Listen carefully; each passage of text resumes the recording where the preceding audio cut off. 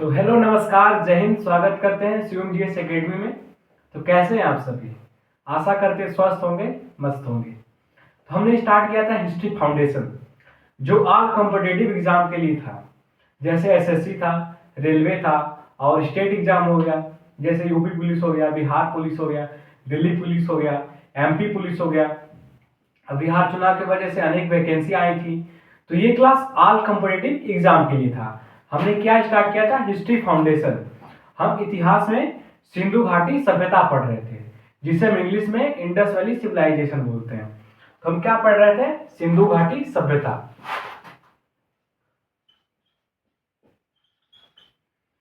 सिंधु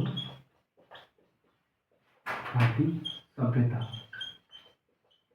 जिसे हम Indus valley civilisation बोलते हैं। IVS, आई से इंडस, वी से वैली, ए से सिविलाइजेशन। ठीक है। तो हमने ये देखा था कि भारत और देखिए, हम पढ़ाने से पहले हम जो पीछे पढ़ाए हैं उसको हम 2 मिनट रिवीजन करा देते हैं।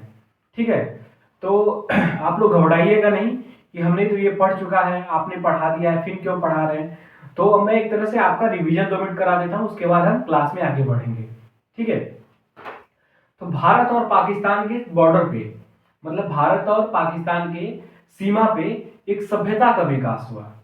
भारत और पाकिस्तान के बॉर्डर पे एक सभ्यता का विकास हुआ, जिसे हम सिंधु घाटी सभ्यता कहते हैं। क्या कहते हैं भैया? तो सिंधु घाटी सभ्यता कहते हैं। तो हम डायग्राम बना के हम समझा देते हैं आपको। देखिए,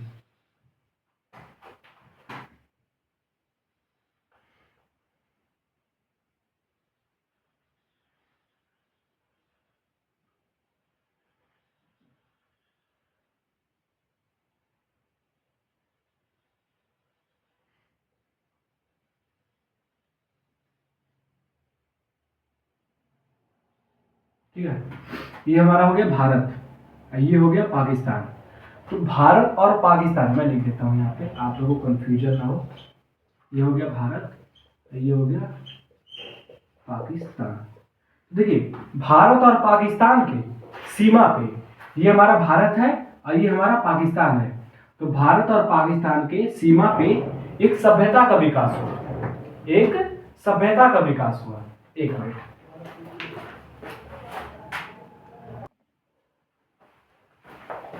तो हम माफी चाहेंगे। तो देखिए, भारत और पाकिस्तान के बॉर्डर पे, ये हमारा बॉर्डर है, जो भारत और पाकिस्तान का बॉर्डर है। तो भारत और पाकिस्तान के बॉर्डर पे एक सभ्यता का विकास हुआ। भारत और पाकिस्तान के सीमा पे एक सभ्यता का विकास हुआ, जिसे हम सिंधु घाटी सभ्यता कहते हैं। क्या? मैं फिर से रिपीट करता हूं। भारत और पाकिस्तान के सीमा पे एक सभ्यता का विकास हुआ, जिसे हम सिंधु घाटी सभ्यता कहते हैं। देखिए, ये है सिंधु नदी, जो भारत और पाकिस्तान दोनों में बह रही है। क्या है? सिंधु नदी। अभी सिंधु नदी पे मतलब सिंधु जल समझौता जो हुआ था उसको रद्द कर दिया गया। मतलब इसका ये था कि मतलब जो सिंधु नदी का पानी है उसका 20% उपयोग भारत करेगा और 80% उपयोग पाकिस्तान करेगा। तो ये सब मतलब समझौता हुआ था, परंतु ये पहलगाम हमले की वजह से सिंधु घाटी, सॉरी, सिंधु जल समझौता को रद्द कर दिया गया। तो यही सिंधु नदी है, ठीक है, जो भारत और पाकिस्तान दोनों में बह रही है। तो भारत और पाकिस्तान के बॉर्डर पे यह सभ्यता का विकास हुआ। देखिए, ये सभ्यता का विकास हुआ, जिसे हम सिंधु घाटी सभ्यता कहते हैं। देखिए, सिंधु घाटी सभ्यता को 3 नाम से जानते हैं। पहला सिंधु घाटी सभ्यता, दूसरा हड़प्पा सभ्यता और तीसरा कांस्ययुगीन सभ्यता। देखिए, सिंधु घाटी सभ्यता को क्यों नाम सिंधु घाटी सभ्यता कहते हैं? तो देखिए, यह सभ्यता में, इस सभ्यता का सबसे अधिक स्थल सिंधु नदी के आसपास पाया गया। मतलब इस सभ्यता में सबसे अधिक स्थल सिंधु नदी के आसपास पाया गया, इसलिए इसका नाम सिंधु घाटी सभ्यता रख दिया गया। देखिए, यह सिंधु नदी है और सिंधु नदी के आसपास सबसे अधिक स्थल पाया गया है।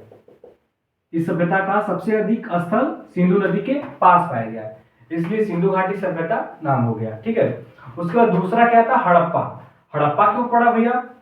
तो इस सभ्यता में सबसे पहले खुदाई हड़प्पा नामक स्थल पे हुआ। इस सभ्यता में सबसे पहले खुदाई हड़प्पा नामक स्थल पे हुआ, जो कि पाकिस्तान के लाहौर प्रांत में पड़ता है, इसलिए इसका नाम हड़प्पा सभ्यता रख दिया गया। और तीसरा क्या था? कांस्ययुगीन सभ्यता। तीसरा क्या था? कांस्ययुगीन सभ्यता। तो कांस्ययुगीन सभ्यता इसलिए रखा गया क्योंकि इस सभ्यता में सबसे अधिक कांसे का उपयोग हुआ। इस सभ्यता में सबसे अधिक कांसे का उपयोग हुआ, इसलिए सभ्यता का नाम कांस्ययुगीन सभ्यता रख दिया गया। देखिए, हम पढ़ाने से पहले 2 मिनट रिवीजन आपका करा रहे हैं। आप लोग ये घबराइएगा नहीं कि सर आपने तो ये पहले पढ़ा दिया है, फिर क्यों पढ़ा रहे हैं। तो मैं आपका 2 मिनट रिवीजन करा देता हूँ, उसके बाद हम क्लास को आगे लेके बढ़ेंगे। तो आप लोग घबराइएगा नहीं, ओके। तो हमने ये जाना। उसके बाद देखिए इसका समय सीमा है, मतलब इसका विकास कब हुआ था भैया? तो 2500 ईसा पूर्व से लेके 1750 ईसा पूर्व तक। क्या?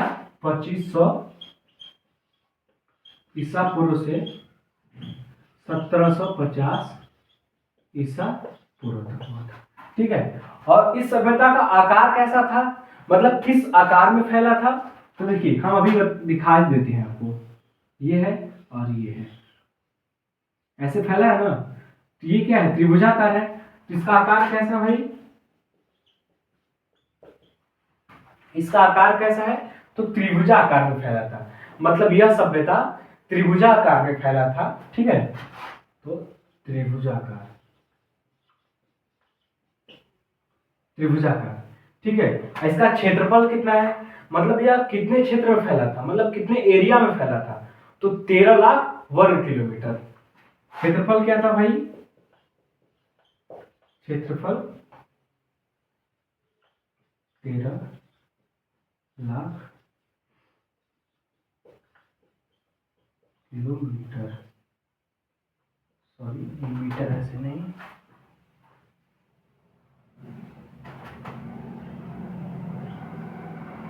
ठीक है। उसके बाद सिंधु घाटी सभ्यता की जानकारी कौन दिया, जांच कौन किया, नामकरण कौन किया, और सबसे पहले खुदाई कौन किया, हमने ये बता दिया है। तो मैं यहाँ पे लिख देता हूं जानकारी, सर्वेक्षण। सर्वेक्षण मतलब जांच होता है, ठीक है, जांच।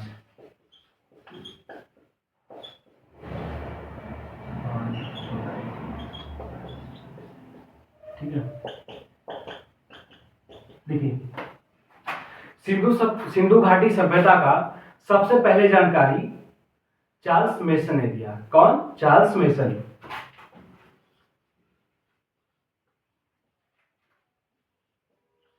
चार्ल्स मेसन ने दिया। उसके बाद सर्वेक्षण कौन किया, मतलब इस सभ्यता की जांच कौन किया कि वाकई में कुछ ना कुछ है। तो मतलब भारत और पाकिस्तान के बॉर्डर पे जांच कौन किया कि भैया यहाँ पे कुछ ना कुछ है। तो कौन किया जांच? अलेक्जेंडर कनिंघम ने किया। कौन किया? Alexander Cunningham. तो सिंधु घाटी सभ्यता का सर्वेक्षण या जांच अलेक्जेंडर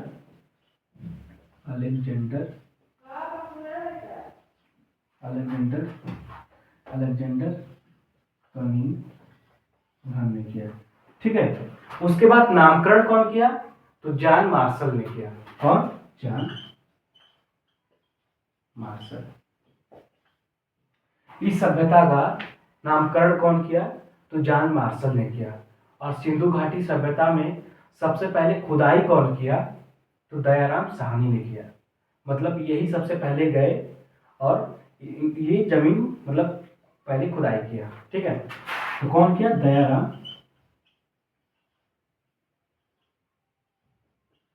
साहनी, ठीक है।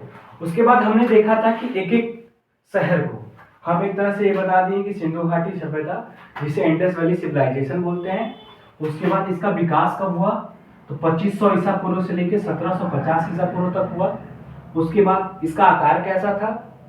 तो इसका आकार त्रिभुजाकार था, मतलब ये त्रिभुजाकार में फैला था, ठीक है। जैसे आप लोग का घर बनता है तो किसी का चौड़े, किसी का ऐसे बनता है, तो किसी का गोलाकार बनता है, तो किसी का ऐसे बनता है, तो किसी का ऐसे बनता है। मतलब आपके घर का आकार ऐसे एक तरह से होता है ना, शेप होता है ना। तो वैसे इस सभ्यता का आकार कैसा था, यह किस आकार में फैला था, तो त्रिभुजाकार में फैला था। ठीक है, उसके बाद इसका क्षेत्रफल कितना था, यह कितने एरिया में फैला था। पहले हमने देखा कि आकार, तो आकार क्या है, त्रिभुजाकार। उसके बाद हम देखेंगे कि क्षेत्रफल मतलब कितने एरिया में फैला है, तो 13 लाख वर्ग किलोमीटर। कितना, 13 लाख वर्ग किलोमीटर। ओके, उसके बाद इस सभ्यता का जानकारी कौन दिया, तो चार्ल्स मेसन ने दिया। उसके बाद सर्वेक्षण कौन किया, मतलब जांच कौन किया, तो अलेक्जेंडर कनिंघम ने किया। उसके बाद नामकरण कौन किया, मतलब सिंधु घाटी सभ्यता का नामकरण कौन किया, तो चार्ल्स मेसन ने किया। उसके बाद खुदाई कौन किया, तो सबसे पहले खुदाई दयाराम साहनी ने किया। देखिए ये क्वेश्चन आते हैं, ये प्रीवियस ईयर का क्वेश्चन है, तो आप लोग इसको हल्के में ना लेकर आप लोग इसको गौर करिएगा, ये क्या मैं बता रहा हूं। ठीक है, उसके बाद यह सभ्यता नगरी सभ्यता थी। यह कैसी सभ्यता थी, नगरी सभ्यता थी, मतलब शहरी सभ्यता थी। यहाँ के लोग शहर जैसे रहते थे। परंतु विश्व में पहली सभ्यता कौन सी थी, तो मेसोपोटामिया की सभ्यता। सबसे पहले सभ्यता विश्व में, सबसे पहली सभ्यता कौन सी थी, तो मेसोपोटामिया की सभ्यता, जो कि ग्रामीण था। परंतु विश्व में सबसे पहले नगरी सभ्यता कौन था, तो सिंधु घाटी सभ्यता था। ये क्वेश्चन आया है कि विश्व में पहली सभ्यता कौन है, तो मेसोपोटामिया की सभ्यता लगा देंगे। जब ये आएगा कि विश्व की पहली नगरी सभ्यता, मतलब विश्व की पहली शहरी सभ्यता, तो सिंधु घाटी सभ्यता। तो हम इतना इरेज करते हैं। उसके बाद हमने ये देखा था कि इस सभ्यता में जो स्थल पाए गए उनके बारे में हम पढ़े, कि मतलब हड़प्पा पाया गया, मोहनजोदड़ो पाया गया, चनहुदड़ो पाया गया, लोथल पाया गया, रंगपुर पाया गया। तो मतलब जो भी मतलब स्थल पाए गए, वहां पे हम देखेंगे कि जमीन के नीचे से वहां पे क्या मिला है, उस शहर की विशेषता देखेंगे। तो हम एक एक शहर को देखेंगे। हम पिछले क्लास में हमने बताया कि हड़प्पा में क्या मिला, हमने ये बताया कि हड़प्पा में क्या मिला, हमने ये बताया कि मोहनजोदड़ो में क्या मिला। परंतु आज का क्या टॉपिक रहेगा, चनहुदड़ो में क्या मिला, क्या चनहुदड़ो में क्या मिला। तो हम रिवीजन सॉरी इसको इरेज करते हैं, उसके बाद हम आगे बढ़ते हैं। ठीक है,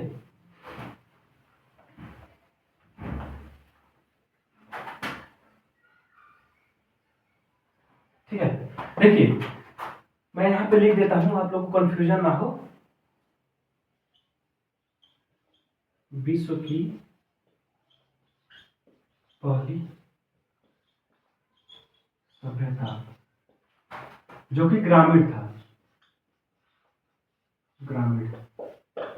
तो कौन सी सभ्यता है भैया, विश्व की पहली ग्रामीण सभ्यता या विश्व की पहली सभ्यता पूछेगा तो मेसोपोटामिया की सभ्यता।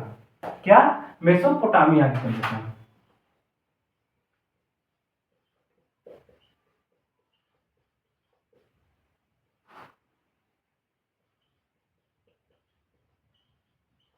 सभ्यता, परंतु विश्व की नगरी सभ्यता मैं लिख देता हूं, विश्व की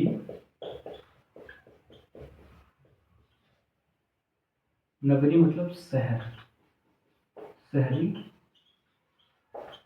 शहरी सभ्यता कौन है भाई, शहरी सभ्यता कौन है, तो सिंधु घाटी सभ्यता।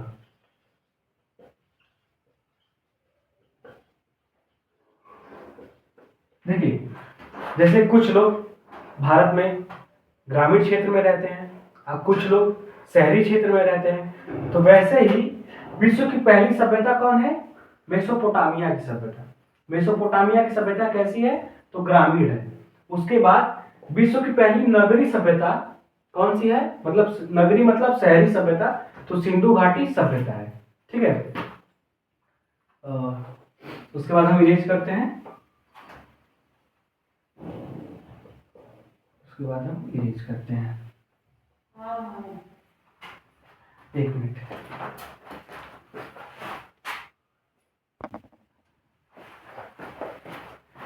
तो हम माफी चाहेंगे आपसे। तो देखिए हम उसके बाद हम ये देखें कि हड़प्पा शहर में क्या मिला, और उसके बाद हमने ये देखा कि मोहनजोदड़ो में क्या मिला। परंतु आज हम देखेंगे चनहुदड़ो शहर, सिंधु घाटी का एक शहर है चनहुदड़ो। क्या है चनहुदड़ो, मैं इसको इरेज कर देता हूं, ठीक है।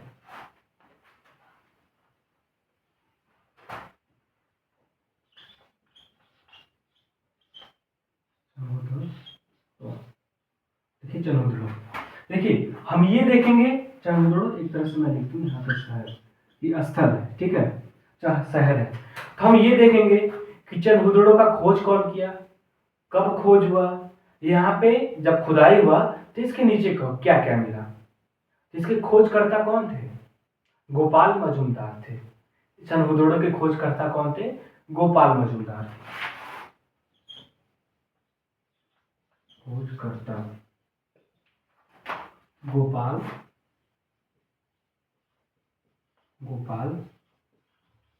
मजूमदार।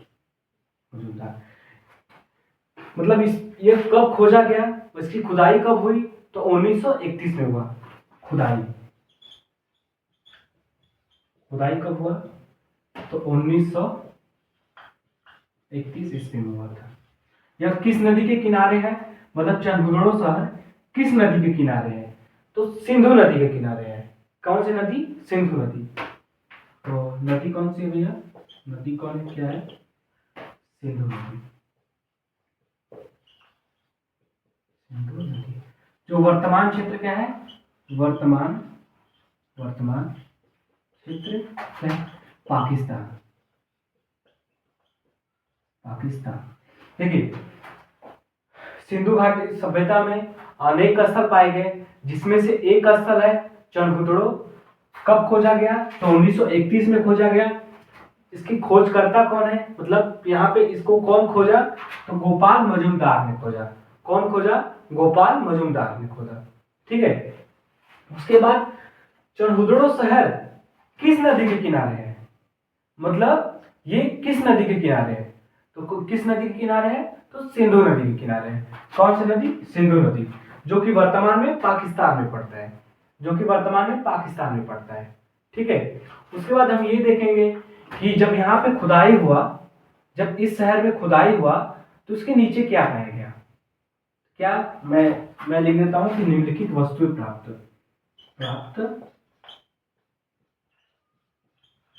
निम्नलिखित वस्तु।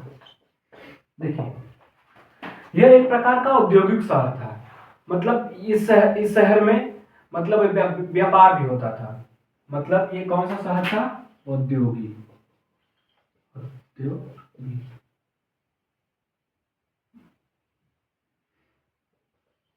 औद्योगिक शहर था। देखिए सिंधु घाटी सभ्यता में यह एक औद्योगिक शहर था, मतलब औद्योगिक का ये आशय है कि मतलब यहाँ पे व्यापार होता था। क्या होता था, व्यापार होता था। यहाँ पे देखिए सबसे अधिक सौंदर्य सामान मिला है, मतलब मेकअप का सामान मिला है। क्या मिला है, मेकअप का सामान। यहाँ पे क्या मिला है, सौंदर्य वस्तुएं। सबसे पहले मिला सौंदर्य वस्तुएं। देखिए सौंदर्य वस्तुओं से हमें ये आशा होता है कि इस सभ्यता में भी जो महिलाएं थीं वो श्रृंगार करती थी। क्या करती थी, श्रृंगार करती थी। मतलब श्रृंगार आज की महिलाएं नहीं कर रही हैं, ये वर्षों से चलता आ रहा है कि मतलब सिंधु घाटी सभ्यता बहुत पुराना सभ्यता है। उस समय की महिलाएं भी श्रृंगार करती थी। क्या करती थी, श्रृंगार करती थी। यहाँ पे सौंदर्य वस्तु में क्या क्या मिला है भैया, तो देखिए एक तरह से काजल मिल गया, शीशा मिल गया और लिपस्टिक मिल गया। तो मैं लिख देता हूँ क्या क्या मिला है, काजल मिला,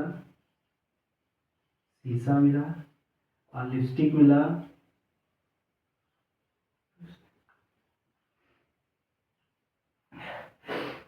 देखिए इसके बाद लिपस्टिक मिला और सुई धागा।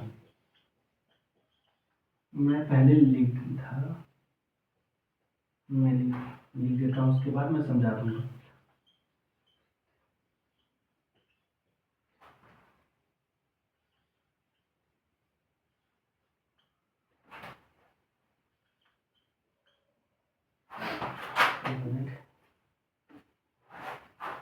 उसके बाद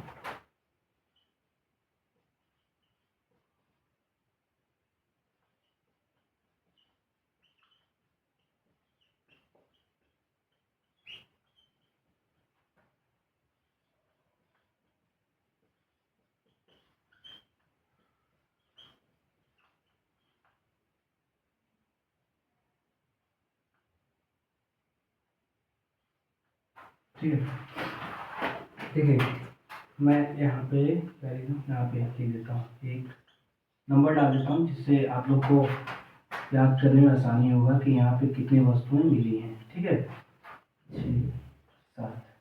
देखिए जब चंहुदड़ों में खुदाई हुआ तो यहाँ पे सौंदर्य की वस्तुएं मिली। क्या क्या मिला?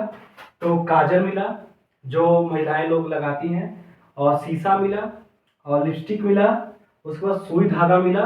और सुई धागा जिससे जैसे हम लोग की माता लोग जैसे कोई भी शर्ट फट गया या कुछ भी फट गया तो सिल देती हैं लोग, तो वहां पे उस समय की महिलाएं भी सुई धागा का प्रयोग करती थी। ठीक है, उसके बाद अलंकृत ईंट मिले। अलंकृत ईंट का क्या आशा है कि मतलब जो ईंटा था, यहाँ पे जो ईंट था, ऐसे जो ईंट था उसमें कुछ ना कुछ बनाया गया था। मतलब जो ईंट रहता है वो सिंपल नहीं था, वो उस पर कुछ ना कुछ डिजाइन किया गया था, तो अलंकृत ईंट मिला है। उसके बाद घड़ा पे चिन्ह, जैसे जो मटका होता है, जैसे गांव के लोग मतलब ठंडी में जिसके घर फ्रिज नहीं, सॉरी गर्मी में, ठंडी में कौन फ्रिज यूज करता है, तो गांव के लोग अधिकतर देखिए जिसके घर फ्रिज नहीं होता है तो वो लोग क्या करते हैं, ठंडा पानी पीने के लिए एक मटके का उपयोग करते थे, और मटके में पानी डाल देते हैं जिससे ठंडा रहता है। तो जो मटका, जो गांव से होगा वो मटका जानता होगा, तो जो मटका था उस पर कुछ ना कुछ डिजाइन किया गया था।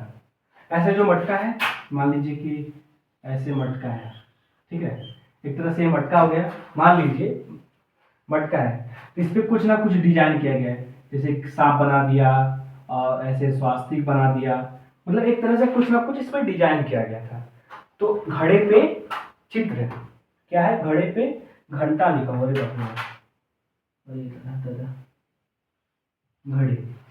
घड़े पर चित्र। ठीक है, उसके बाद बिल्ली का पीछा करते हुए कुत्ता का पद चिन्ह, मतलब एक तरह से यहाँ पे बिल्ली जा रही है, एक तरह से मान लीजिए कि बिल्ली है, ये बिल्ली है और ये क्या है, कुत्ता है।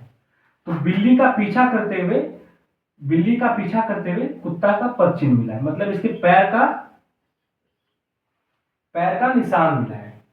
मतलब मैं फिर से समझा देता हूं कि सिंधु घाटी सभ्यता में बहुत से स्थल पाए गए, जिनमें से एक स्थल था चनहुदड़ो का खुदाई कब हुआ, तो 1931 में हुआ। ठीक है, उसके बाद कौन खोजा, तो गोपाल मजुमदार ने खोजा। उसके बाद किस नदी के किनारे पे है, तो सिंधु नदी के किनारे पे है। किस नदी के किनारे पे है, तो सिंधु नदी के किनारे पे है। देखिए सिंधु घाटी सभ्यता का क्वेश्चन सबसे अधिक ज्यादा से ज्यादा बनता है कि यह शहर किस नदी के किनारे है। जैसे मोहनजोदड़ो किस नदी के किनारे पे है, हड़प्पा शहर किस नदी के किनारे पे, यह प्रीवियस ईयर का क्वेश्चन है, इसलिए मैं चनहुदड़ो को भी बता दे रहा हूं कि चनहुदड़ो किस नदी के किनारे है, तो चनहुदड़ो सिंधु नदी के किनारे है। ठीक है, उसके बाद प्राप्त वस्तुएं, मतलब जब खुदाई हुआ तो यहाँ से क्या क्या मिला, तो सबसे पहले क्या मिला, सौंदर्य वस्तु, मतलब श्रृंगार का, जैसे कि श्रृंगार का वस्तु मिला। जैसे लोग मेकअप लोग करते हैं ना, तो मेकअप में क्या क्या करते हैं, वहां पे वही चीज मिला है। तो क्या, काजल मिला, उसके बाद शीशा मिला, उसके बाद लिपस्टिक मिला। अरे कहाँ मिल रहा है भाई, ठीक है, हाँ मान लो क्या मिला, लिपस्टिक मिला। उसके बाद सुई धागा मिला, क्या, सुई धागा मिला। उसके बाद अलंकृत ईंट मिले, जैसे ईंट था उस पर कुछ ना कुछ डिजाइन बना था। ठीक है, उसके बाद घड़े पर चिन्ह, मतलब एक मटका था, उस मटके पे कुछ ना कुछ डिजाइन किया गया था। उसके बाद बिल्ली का पीछा करते हुए कुत्ते का पद चिन्ह, ये बिल्ली है और इसका पीछा कर रहा है, कौन कर रहा है, कुत्ता कर रहा है, तो इसी का पद चिन्ह मतलब पैरों का निशान मिला है। ठीक है, और सिंधु घाटी सभ्यता का एकमात्र शहर था जो दुर्ग रहित था। दुर्ग मतलब जानते हैं, बाउंड्री। जैसे कि देखिए यह सभ्यता नगरी सभ्यता था। तो एक तरह से इसका सिस्टमेटिक ढंग से बसाया गया था कि मतलब यहाँ पे मोहनजोदड़ो है, तो यहाँ पे हड़प्पा है, तो यहाँ पे ये है, वहां पे वो है। ठीक है, तो वैसे ही चंदहुदड़ो बसाया गया था, परंतु एकमात्र शहर है जो बाउंड्री नहीं किया गया था, मतलब उसको घेरा नहीं गया था। क्यों घेरते हैं, क्यों घेरते थे लोग? क्योंकि देखिए बाहरी आक्रमण हो जाए तो एक तरह से हमारा हम घेर दिए हैं तो हमारा सुरक्षा हो सकता है, और अगल बगल के जंगल है तो वहाँ के रात को अचानक से कोई जानवर ना आ जाए, इसलिए लोग अपने शहर मतलब उस जमाने में जो शहर था उसको घेर दिया करते थे। तो एकमात्र शहर था जो दुर्ग रहित था। बाउंड्री को ही हम दुर्ग कहते हैं। क्या? बाउंड्री को हम दुर्ग कहते हैं। तो मैं इसको मिटा देता हूं, मैं लिख देता हूं एकमात्र शहर जो दुर्ग रहित था। ये पॉइंट एक मात्र शहर जो दुर्ग रहित था। देखिए एकमात्र का प्रयोग मैं क्यों कर रहा हूं, क्योंकि जितने भी शहर पाए गए सिंधु घाटी सभ्यता में, जितने भी शहर पाए गए उसका सबको बाउंड्री लगा था, मतलब उसको दुर्ग किया गया था, उसका एक तरह से बाउंड्री किया गया था। परंतु यह शहर एकमात्र था, मतलब एक ही शहर था जो दुर्ग रहित था, मतलब बाउंड्री नहीं किया गया था। ठीक है, तो प्रीवियस ईयर का क्वेश्चन ये भी है कि सिंधु घाटी सभ्यता में कौन सा ऐसा स्थल है जो दुर्ग रहित है। क्या क्वेश्चन बन सकता है कि सिंधु घाटी सभ्यता का कौन सा ऐसा शहर है जो दुर्ग है, दुर्ग रहित है? तो कौन सा भैया? चंदहुदड़ो है। कौन है? चंदहुदड़ो। और सौंदर्य वस्तु मतलब मेकअप की वस्तुओं का मिलने का ये आशा है कि मतलब उस सभ्यता में जो भी महिलाएं थी वो लोग भी श्रृंगार करती थी, मतलब मेकअप वोकअप करती थी। ठीक है, तो उसके बाद आप लोग इसको नोट करिए अपने कॉपी में, उसके बाद हम आगे बढ़ते हैं। ठीक है, तब तक आप लोग जब तक लिखेंगे तब तक मैं इंक भर देता हूँ। ओके,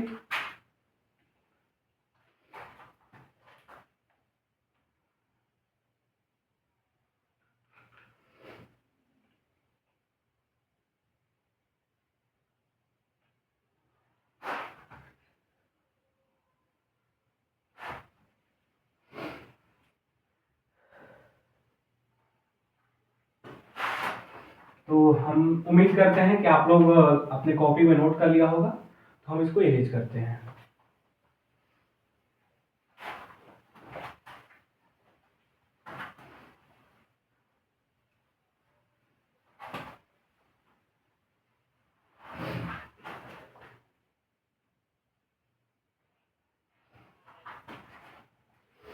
अगला कौन सा शहर है? रोपड़। रोपड़ कौन सा शहर है? रोपड़। इसको कौन खोजा? खोजकर्ता। खोजकर्ता तो कौन थे भैया? तो यज्ञदत्त शर्मा थे। कौन थे? यज्ञदत्त शर्मा।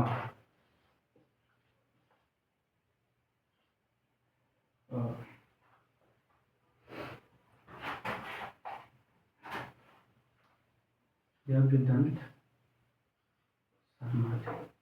ठीक है, उसके बाद किस नदी के किनारे था? मतलब रोपड़ शहर किस नदी के किनारे पे था? तो कौन सा नदी था? सतलज नदी था। कौन सा? सतलज नदी।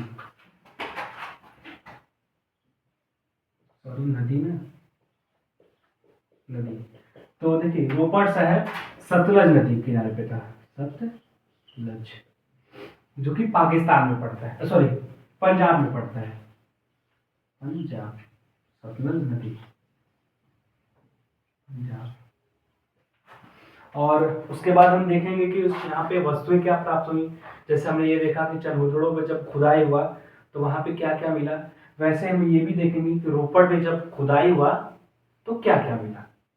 जब यज्ञदत्त शर्मा ने रोपड़ पे खुदाई किया तो जमीन से क्या क्या मिला। ठीक है, तो प्राप्त वस्तुएं यहाँ पे अजीब ही मिला। यहाँ पे मानव के साथ साथ जानवरों को दफनाने का साक्ष्य मिला है। मतलब यहाँ पे देखिए, ये मानव है और इसका एक जानवर है, जो भी मान लीजिए, इसका जो भी पाला होगा, जैसे कुत्ता पाला, बिल्ली पाला, जो भी पाला, शेर पाल लिया, आप इसका मन जो भी पाल लिया। तो देखिए, एक तरह से कब्र खोदा गया, यहाँ पे मनुष्य के साथ साथ जानवर का भी साक्ष्य मिला, दफनाने का साक्ष्य मिला। मैं लिख देता हूं, मनुष्य के साथ साथ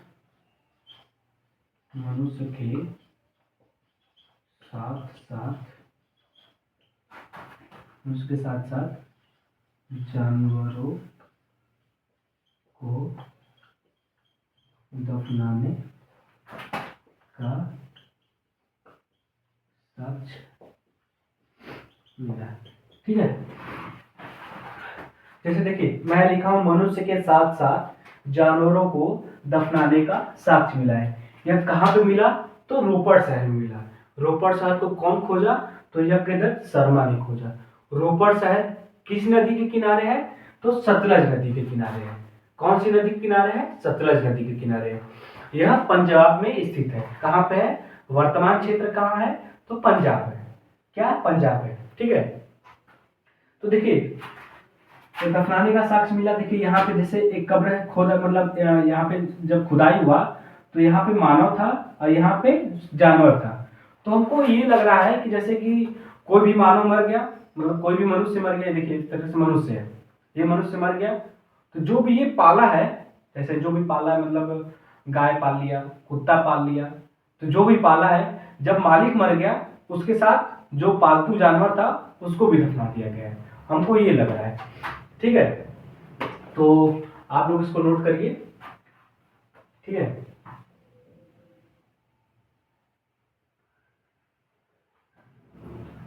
उसके बाद हम देखेंगे कुनाल, जो कि हरियाणा क्षेत्र में पाया जाता है। क्या? कुनाल शहर वर्तमान में कहाँ पे स्थित है? वर्तमान क्षेत्र क्या है भैया? वर्तमान क्षेत्र क्या है? वर्तमान क्षेत्र क्या है? हरियाणा। यहाँ पे क्या मिला? यहाँ पे क्या मिला? तो मैं वस्तु लिख लेता हूं, वस्तु मिला। तो एक चांदी का ढेर मिला, चांदी का ढेर मिला। देखिए, जैसे रोपड़ शहर था वैसे ही कुनाल शहर था, जो कि हरियाणा में है। वर्तमान क्षेत्र कहाँ पे है? हरियाणा है। ठीक है, यहाँ पे क्या वस्तु मिला है? तो चांदी का ढेर मिला। मतलब चांदी का ढेर का हमारा ये आशय है कि बहुत सी चांदी एक ही जगह पाया गया। जब यहाँ पे खुदाई हुआ, कुनाल शहर का खुदाई हुआ, तो एक ही जगह चांदी पाया गया।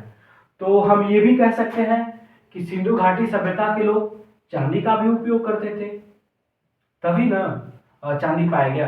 देखिए, आप लोग पढ़ते हैं, आप लोग ब्लैक पेन का यूज करते होंगे, तो आपके स्टडी टेबल पे ब्लैक पेन मिलेगा।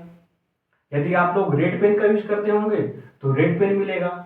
यदि आप लोग, जैसे मैं ही मार्कर का यूज करता हूं, तो हमारे स्टडी टेबल पे क्या मिलेगा? मार्कर मिलेगा। वैसे ही सिंधु घाटी सभ्यता में कुनाल एक शहर है, वहां पे क्या मिला? चांदी का ढेर। मतलब चांदी बहुत सी मात्रा में एक ही जगह मिला। तो हम ये भी कह सकते हैं कि सिंधु घाटी सभ्यता के लोग चांदी का भी उपयोग करते थे। ठीक है, तो इतना आप लोग को समझ में आया? तो आज के लिए हम क्लास यहीं तक रखते हैं और उम्मीद करते हैं कि आप लोग क्लास समझ में आया होगा। तो मैं फिर से बता दूं कि सिंधु घाटी सभ्यता में पढ़ रहे हैं, जो कि इंग्लिश में इंडस वैली सिविलाइजेशन बोलते हैं। ये भारत और पाकिस्तान है। भारत और पाकिस्तान के बॉर्डर पे ही इस सभ्यता का विकास हुआ है। कौन सी सभ्यता का? सिंधु घाटी सभ्यता का। उसके बाद हम एक एक शहर को देखेंगे। मतलब जब खुदाई यहाँ पे होगा तो एक एक स्थान को हम देखेंगे कि इस स्थान पे क्या मिला है, इस स्थान पे क्या मिला है। तो हमने देखा, हड़प्पा को देखा, मोहनजोदड़ो को देखा, उसके बाद हम चरहुदड़ो को देखे, उसके बाद रोपड़ को देखे, उसके बाद कुनाल को देखे, उसके बाद आगे वाले शहर को देखेंगे, जैसे बनावली हो गया, लोथल हो गया, तो हम उसको बारे में देखेंगे। तो ठीक है, तो उम्मीद करें कि आप लोगों को समझ में आया होगा। तो यदि आप लोग क्लास समझ में आया होगा तो कमेंट बॉक्स में कमेंट करिएगा कि सर कैसा क्लास लगा। तो यदि कोई भी प्रॉब्लम आता है क्लास में कि मतलब सर समझ में नहीं आ रहा है, आपकी लिखावट नहीं समझ में आ रही है, कोई भी प्रॉब्लम होता है तो आप लोग कमेंट करा करिए कि ये चीज़ है प्रॉब्लम, तो उस प्रॉब्लम को हम सुधारेंगे। ठीक है, तो मैं फिर से बता दूं कि ये क्लास फाउंडेशन क्लास है जो कि ऑल कॉम्पिटिटिव एग्जाम के लिए है, जैसे एसएससी हो गया, रेलवे हो गया और स्टेट एग्जाम हो गया, जैसे यूपी पुलिस हो गया, बिहार पुलिस हो गया, दिल्ली पुलिस हो गया, एमपी पुलिस हो गया, और अभी नोटिफिकेशन भी आ गया है कि यूपी पुलिस का, यूपी होम गार्ड का भी 45,000 नोटिफिकेशन आया है। तो आप लोग मन से पढ़िए और हम उम्मीद के साथ कह रहे होंगे कि कोई भी कंटेंट में कोई कतराई नहीं होगा, आप लोगों को पूरा जीरो से हीरो तक पढ़ाया जाएगा। ठीक है, तो कंटेंट में कोई कतराई नहीं होगा। आप लोग ये मत समझिएगा कि सर उड़ा उड़ा के पढ़ा रहे हैं, चाहे उड़ा उड़ा के पढ़ाएंगे, तो नहीं। मैंने फिर से, मैं पहले भी बोल रहा हूँ और आज भी बोल दूँ कि फाउंडेशन क्लास है। ठीक है, तो फाउंडेशन क्लास इसलिए बोल रहा हूँ कि मतलब जीरो से पढ़ाएंगे हम। ठीक है, जीरो से पढ़ाएंगे। ये टारगेटेड बैच नहीं है कि नहीं भैया यूपी पुलिस का मतलब भर्ती आ गया है तो हम इसको यूपी पुलिस के एग्जाम से पहले ही हमको ये बैच खत्म करना है, नहीं। हमको कोई जल्दीबाजी नहीं है, हम आराम से ही पढ़ाएंगे आपको। तो उम्मीद करते हैं आप लोग क्लास समझ में आया होगा। यदि क्लास समझ में आता है तो लाइक करिए, कमेंट, उसके बाद कमेंट करिए कि कैसा क्लास लगा। तो आज के लिए हम इतना ही रखते हैं। तो जय हिंद।